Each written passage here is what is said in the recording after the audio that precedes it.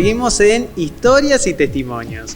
Esta vez edición 2021 y en esta oportunidad vamos a entrevistar a una persona muy conocida en la ciudad de Bragado y quienes no lo conocen seguramente alguna vez han disfrutado de sus servicios. Él es Héctor Beto Sarroca, bienvenido. Hola, ¿cómo estás, Leonel?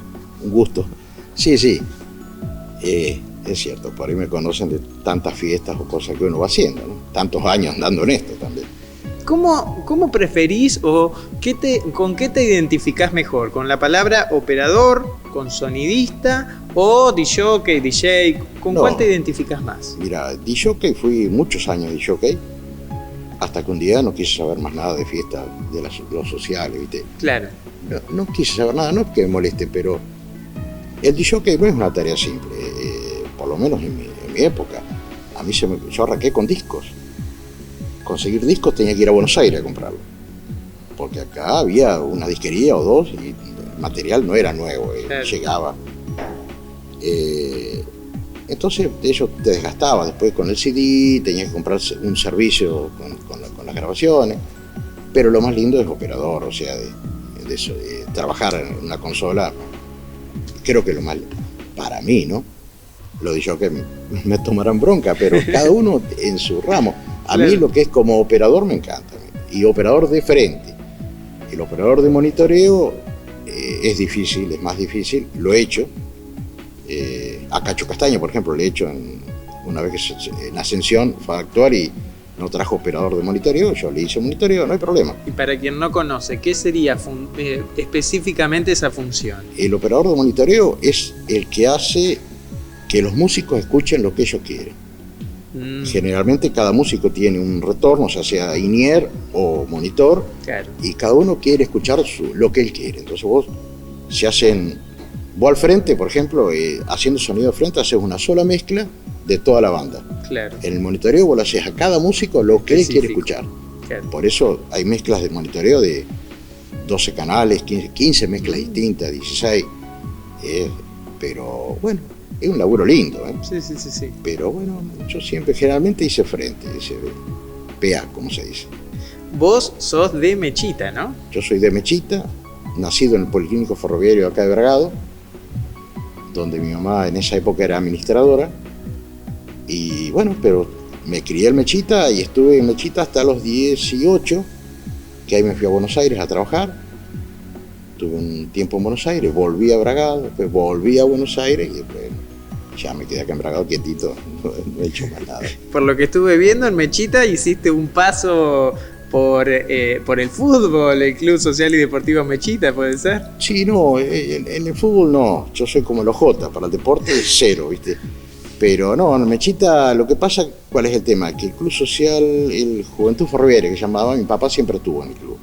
De hecho, nosotros teníamos la publicidad que había en Mechita en la radio con parlantes en la calle, se transmitía desde el club. Después se llevó a mi casa, o sea que toda la vida estuve. Pero en el club, en realidad, en sí, fútbol no. He jugado al tenis, sí, pero no, fútbol no. Pero en los clubes de Mechita siempre, el que es de Mechita siempre se volcó mucho a los clubes, claro, de ahí de pueblo. Me hablabas de tu papá, entonces. ¿Hay alguna vinculación o por lo menos él te acercó al rubro? Desde que tengo uso de razón, en mi casa siempre hubo sonido. Mi papá tuvo la publicidad en el pueblo, que de mañana y de tarde. Eso eran los parlantes que estaban los parlantes en la calle. Y a la vez hubo circuito cerrado, como supo tener Víctor Giannoni acá en Radio Difusora Santa Rosa. También, que eso se hacía todo desde mi casa. Para quienes no vivimos en esa época, ¿eso qué era? Una especie de... como si fuese una especie de radio. Era una radio, pero con el parlantito de tu casa. Había un cableado que llegaba a tu casa y ahí te ponían el monitor con volumen, por supuesto. Entonces se transmitía en cierto horario y vos escuchabas las noticias ya del pueblo o las nacionales o música funcional, por ejemplo. Cuando no había, era una radio, cuando no había programación se ponía música. O sea que toda la vida estuve en esto. Excepto cuando estuve en Buenos Aires, que trabajé en electromedicina. Ah, mira. Sí. Fui a trabajar arquitectura sanitaria de la obra social ferroviaria. Y ahí, bueno... ¿Y eso orientado a lo de tu mamá? No, mi hermana es arquitecta sanitaria. Entonces seguí los pasos de mi hermana, que ya estaba en Buenos Aires. Y bueno, y gracias a eso recorrí varios puntos del país arreglando ecógrafos o, bueno, instalando equipos de rayo, instalando tomógrafos cuando empezaron a aparecer y todo eso, resonadores magnéticos. Bueno, pero me volví a Bragado y seguí con la música.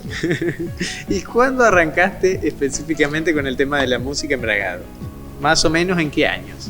No, y te cuento, lo que pasa es que yo venía a trabajar a Bragado con mi papá, o sea que ya por el año 70 y algo yo ya venía, mi papá hacía también actos municipales, junto con los demás que había en ese momento, y hacíamos fiestas, hacíamos muchos cumpleaños, casamientos, o sea que toda la vida. Y después, bueno, cuando vuelvo en el 90 creo, de Buenos Aires, ya empiezo a trabajar acá en Bragado de lleno, ya vuelvo, me acuerdo, porque se abre una gran bailanta, que era Copacabana. ¿Dónde quedaba? ¿Dónde quedaba? Quedaba en Las Heras y San Martín, más o menos, que fue el boom en esa época explotaron las bailantas. Bueno, yo vine DJ ahí y trabajé un buen tiempo y ya empecé a trabajar con sonidos y y a poco empecé a trabajar con Miguel Iribarren y ahí estoy. Y hablame un poquito de esa faceta que tuviste como DJ. ¿Qué recuerdos te quedan de esos años? Los mejores. Y te cuento, no había demasiado de DJ en esa época. Entonces, laburaba muchísimo, trabajaba mucho. Fiesta que había, fiesta que yo estaba. Aparte hacíamos los bailes de bomberos, con mi papá, centro de jubilados. ¿Qué música se escuchaba por aquellos años?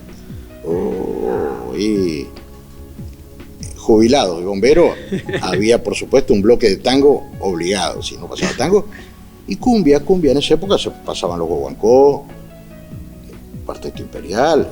Me acuerdo cuando un día paseando por Buenos Aires, por la avenida, vendría a ser Lavalle, escucho un tema que me encantó y le pregunto al de la disquería. No, dice, esto llegó hace un rato, era La Lambada. A mí me encantó cuando la escuché, la traje, el disco lo traje, lo puse en el centro de jubilado el fin de semana y me miraron con una cara, vos no sabés, como diciendo, este chico hay que exorcizarlo, algo le pasó. Bueno, con el tiempo La Lambada se puso más que de moda, pero bueno, por eso mirá de los años que te estoy hablando, ¿no? Pero bueno, después muté y me fui para el lado del sonido, que ya lo venía haciendo, porque mi viejo hacía fiestas, festivales también. Claro. Pero el sonido es lindo, es muy lindo. Después con la empresa Malaspina, con la cual también trabajo, he tenido la suerte de hacer, creo que a todos, no hacerlo, trabajar para que los operadores vengan, porque si yo te digo que al chaqueño lo debo haber hecho, por ejemplo, 20, 30 veces, pero si yo te digo que yo le operé, es mentira. Vos le armás todo para que ellos vengan, trabajen cómodo. Pero igual de todas maneras eso es en estos tiempos. Antes seguramente le has hecho... No, sí, porque sí. Antes no estaba tanto esa moda de traer... De traer operadores, no. De hecho, yo cuando empiezo a trabajar en la Fiesta del Caballo, que no me acuerdo, pero unos cuantos años, porque antes que yo hacía el sonido Miguel Ángel González, maestro del sonido. Yo empecé a trabajar la noche que vino Mario Álvarez Quiroga, que no me acuerdo qué año, a trabajar solo, yo al frente me refiero. Yo antes hacía monitoreo y me ayudaba Jorge Cortés, mirá quién, en el monitoreo. Él hecho a muchos. De hecho, cuando Mercedes Sosa vino al teatro, que vino por la presentación del libro de una amiga acá, no trajo operador, lo operé yo. Con Tarragorros he ido a trabajar 3 o 4 días seguidos. No. ¿Y los artistas así muy reconocidos suelen ser muy exigentes o a veces son los más distendidos? No, el tema, ellos no, el tema es el entorno. Claro. ¿Cómo decirte? Vos tenés 3 o 4 que tienen que justificar su sueldo. Claro, entonces son los que te dicen, no, porque esto... no a mí, pero a veces a los organizadores, claro, que le piden camarines de tal, con alfombras de tal color, toallas de tal color, frutas tropicales, whisky, y después el artista capaz que pasa por el camarín, ni siquiera se queda ahí, porque viene del hotel, pero después no, son todos buena gente. Hay muchos mejores, hay muchos, Claro, sí, está mal la expresión, pero hay algunos que son bárbaros, otros que son más secotes, pero en general el consagrado es el mejor de todo. El medio pelo es el que, pobrecito, que le cuesta, es el que se va, el que todo, ¿viste? El que consagrado, no. Claro, lo atribuye más a la responsabilidad de ustedes que a la propia. Yo te soy sincero, hemos estado en una prueba de sonido con Abel Pinto y el papá de él venía a llevarnos mate. Claro. Vino a pedirnos permiso a ver si podía estar con nosotros. Yo primero no lo conocía, ¿viste? Claro. Y dice, pues yo soy el papá de Abel, pero por favor, digo, ¿cómo va a pedir permiso? Y no sé, el hijo de Valeria, que es el productor de Valeria Lynch, claro. También, tipazo, ¿viste? No, los consagrados son los mejores. También debe influir la confianza que te tienen por ser una persona que está desde hace muchos años. No, por supuesto, sí. Nosotros, por ejemplo, hemos ido a trabajar al Sheraton Pilar recomendados por León Gieco, por ejemplo. Ah, mira. Claro, hacer una cena donde la madrina era Mirta Legrand y esta chica actriz Klosterboer era presidenta de una ONG lleno de artistas, donde tocó Fabiana Catilo y fuimos porque nos recomendaba León, ¿viste? O sea que es bueno, eso es lindo. ¿Y qué se hace cuando en algunas oportunidades quizás el artista carga toda la responsabilidad en ustedes en el sentido de alguna falla? ¿Qué se hace en esos casos? Te cuento lo que nos pasó acá en Bragado. Fiesta del Caballo. Tocaba Facundo Toro, donde Facundo, bueno, cuando a la hora del show no andaba la guitarra, la primera guitarra, o sea, el que hace los punteos, no andaba, una guitarra nueva, según él, y no puede ser, me acuerdo que no sabíamos qué hacer. Los cables los probamos y andaban, y chupábamos la guitarra, entonces le echaba la culpa al sonido. Sí. Bueno, terminamos mal anímicamente. Sí. Pasa, ¿viste lo que es? ¿Viste que desde cuando el mundo es chiquito? Pasará 2 meses, mes y algo, yo voy a Carabelas, al Festival de Carabelas. ¿Con quién me encuentro? Facundo Toro. Yo ando por el escenario, en la primera fila, mientras estaban armando, Facundo Toro sentado a la prueba de sonido, en la prueba. Me llama. Hola, dice, ¿cómo andás, gordo? Bien. Dice, ¿te acordás? Dice, lo que pasó en Bragado. No me había acordado, Facundo. Bueno, dice, ¿no sabés una cosa? La guitarra no andaba. ¿Viste? Y nos tiraron todo el fardo a nosotros. Y dice, pero una guitarra nueva. Y el de la guitarra me dijo que la había probado y andaba bien, que yo cuánto. Y bueno, ¿viste? Claro, el hilo se cortaba por lo más delgado. Bueno, me dijo, mirá, los dos que tenía problemas, que era el guitarrista y el de los coros, los saqué. O sea, que había sacado los coros y al de guitarra. Entonces, había achicado la banda, le vino bien. Pero, ¿viste? A veces, y es así, pero hay que agachar la cabeza y seguir. Es que incluso hasta el mismo público, muchas veces, si todo sale bien, miramos al artista que está enfrente. Y aparte de la otra cosa, y es algo que te lo voy a decir acá y te lo voy a decir cualquiera en otro lado.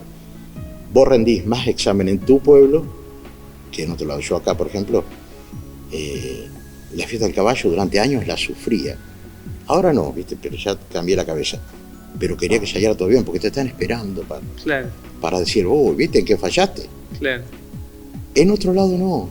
En otro lado voy a trabajar tranquilo, cómodo, ¿viste? Pero bueno, es así, ¿viste? Lamentablemente, por ahí tienen bronca porque hacemos la fiesta, o porque no sé, qué sé yo, no sé. Yo trato de hacerlo bien en todos lados. Si a veces algo te sale mal, puede fallar, dijo Tuzán. Sí. Puede pasar, pero bueno, tratamos de que no. Por eso tiene que ser todo muy... yo en sentido soy muy... Los chicos se enojan porque por eso soy demasiado cargoso en probar, en ver. Claro, no tiene que fallar nada.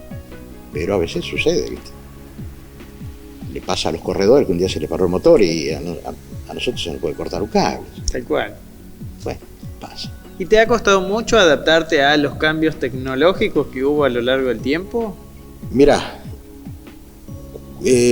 hasta hace unos años, cuando aparecieron las consolas digitales, yo dije, hasta acá llegaste, Sarroca, olvídate.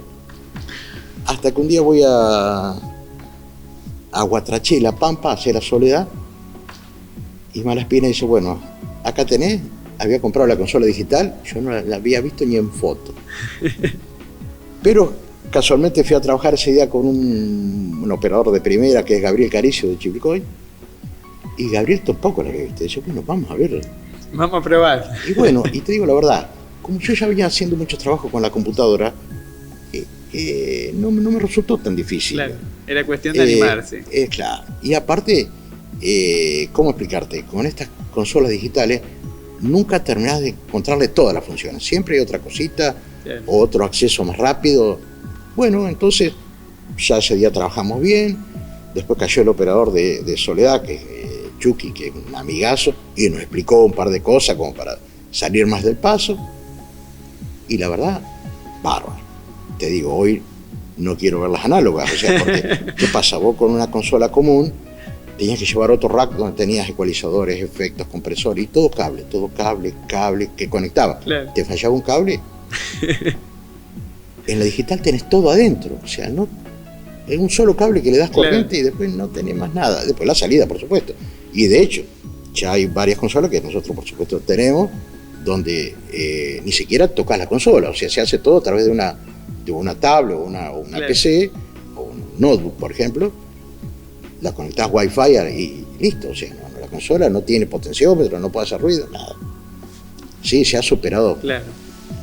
Mi generación y la de, bueno, un poco amplia, así, un radio importante, hemos tenido, calculá que, insisto, yo arranqué con equipos valvulares. En mi casa había equipos a válvula, claro, que está bien. Los valvulares en el ambiente de la música, en el rock, por ejemplo, los equipos buenos siguen siendo valvulares, porque dice que la calidad de la válvula nunca se va a comparar con el transistor. Claro. Pero todas esas etapas las fuimos viviendo. El tema de las computadoras. Era más a pulmón. Claro. Yo me acuerdo en la bailanta, que te vuelvo a repetir, en el año 90, yo apuntaba los discos a oscuras, porque yo que claro, para no tener... Sí, sí. Pero lo conocía tanto dónde estaban, con auricular, y buscaba a oscuras y trabajaba con el disco. Claro, hoy tenés, y iba con unos canastos llenos de discos, ahora con la computadora llevas todo, claro, es distinto. Y con el tema de las edades, ¿cómo trabajás? Porque cada vez va variando según la edad el Mirá, tipo de música. ¿Cómo te vas orientando? No. Te cuento. El hecho de no pasar música me liberó de eso. Pero con el tema de la música, de la mezcla, me fijo mucho en lo que quiere, por ejemplo, el rock. Me fijo porque el bombo, por ejemplo, de la batería va de una forma, claro, la mezcla es de una forma, el folclore quiere otra cosa, el melódico, porque bueno, hay que adaptarse. Para eso hay que tener oído musical.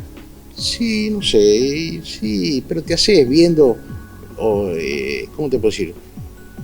Yo miro todo bien, como cada operador con el cual trabajo, operadores ya miro y trato de aprender, o sea, es la única que tengo, yo nunca hice un curso de esto. Pero fuiste músico. Ah, sí. Fui músico y grabé con David Lebón, que no es poca cosa. Ah, bueno. Sí, en Estudio del Cielito de David, en Parque del Bar, grabamos ahí, y David fue el que nos grabó. Con Gustavo Gabri, que fue durante años el operador de ahí, operador de Mercedes Sosa, o sea. ¿Y por qué dejaste? Y yo te cuento por qué dejamos. Cuando grabamos con David Lebón, David en esa época estaba con Cerú Girán. Y David le gustó la banda y dice, ¿por qué no vienen a trabajar de soportes con nosotros? Pero ¿qué pasa? Tres de la banda tenían trabajo acá y ya claro, con familia. Sí. Entonces no podían dejar todo. Era una decisión, o la pegás o no, pero ¿cómo haces para renunciar al trabajo e irte de gira? Porque yo no tenía para mí. Yo calculo en esa época estaba soltero, nada, me decían tenés que ir a la luna, iba, pero el resto no. Y bueno, y así se separó la banda, y después estuve cantando con Terpolili y Ariñón, hacíamos boleros y cosas así, que por ahí hacíamos cena show, y después me fui abriendo y me dediqué de lleno a la otra parte, a la música de DJ y después de operador, y no quiero saber más nada, porque ¿cuál es el otro tema? Hay que tener condiciones para cantar. Yo no sé si las tenía o no, yo cantaba, pero el karaoke últimamente y la pandemia ¿cómo te voy a decir? Ha hecho germinar una pila de cantores buenos y no tanto. Y yo no quiero estar en ese pelotón, yo te vuelvo a repetir, yo quiero mirarlos de afuera y no. Claro. Sí, fui músico, sí. Toqué la batería en un principio, toco algo de piano y algo de guitarra, todo de oído, pero en mis principios fue tocando la batería. Ya, bueno, si vamos a ver para atrás, en el secundario tocaba la guitarra en un conjunto folclórico, como la gran mayoría, viste, que hace conjuntito para la escuela, para no estudiar tanto y entretenerte con otra cosa, claro.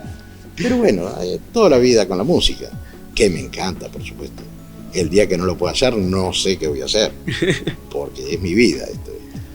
Para cerrar, todos sabemos de tu profesionalismo, pero incluso a los mejores alguna vez se mandan alguna macana. ¿Alguna que te haya quedado en la memoria, que te hayas mandado y que la hayas sufrido en ese momento y que hoy te puedas reír? No, te cuento, algo que fue involuntario. A ver. Estábamos para hacer a Patricia Sosa en Irala. Hace la prueba de sonido Patricia, teníamos un sistema de sonido nuevo, un array colgado y una consola análoga de 48 canales. Está todo bárbaro, que sé cuánto. En un momento queremos mover la mesa porque iba a pasar el regador, no sé qué. Sí. Y se suelta un cable o hace ruido en la mesa y se queman todos los agudos. O sea, 16 agudos, 16 drivers, se quemaron. En ese pic se quemaron. Los de Patricia Sosa ya se habían venido a Bragado, al hotel, y nosotros estábamos en Irala, con un sonido que todo azul, ¿sabes lo que era? Nos queríamos morir. Bueno, así que... ¿Y cómo lo solucionaron? Que lo solucionamos, mirá, vinimos a Bragado y cargamos todas las cajas que teníamos nosotras, grandes, chicas, yo cuánto, que todas tenían agudos grandes. Y los repartimos, pusimos, por ejemplo, 6 agudos de este lado, 6 agudos del otro, que eran dobles, unos agudos de 2 pulgadas grandes. Y llamábamos al operador, no nos atendía. Claro, sí, mirá, no tenía señal. Fuimos a la delegación, bueno. Cuando el operador llega y armamos, por supuesto, tuvimos que cambiar todo. Es decir, las cajas quedaron colgadas, se usaron, claro, pero los agudos salían por otro lado. Claro. Cuando el operador viene, prende y me dice, pero los agudos están andando, sale bárbaro. Entonces le digo, mira, ve las cajas que están paradas a los costados y apiladas, porque la habíamos apilado porque el agudo tiene que estar alto, ¿viste? Eso están andando nada más que los agudos, los parlantes. Bárbaro, dice. No toques nada y la verdad, ese fue uno de los momentos más difíciles que pasé, sí, porque nos había pasado, está bien, sin querer, pero viste. Sí, pero puede pasar. Pero salió bárbaro, gracias a Dios. Bueno, muchísimas gracias, Héctor. No, gracias a vos, Leonel, te agradezco. He mirado tu programa y digo, 100 personas destacadas, y a mí me preocupaba, digo, ¿qué me podrá decir? Lo mereces. No, está bien, se agradece mucho, muy amable.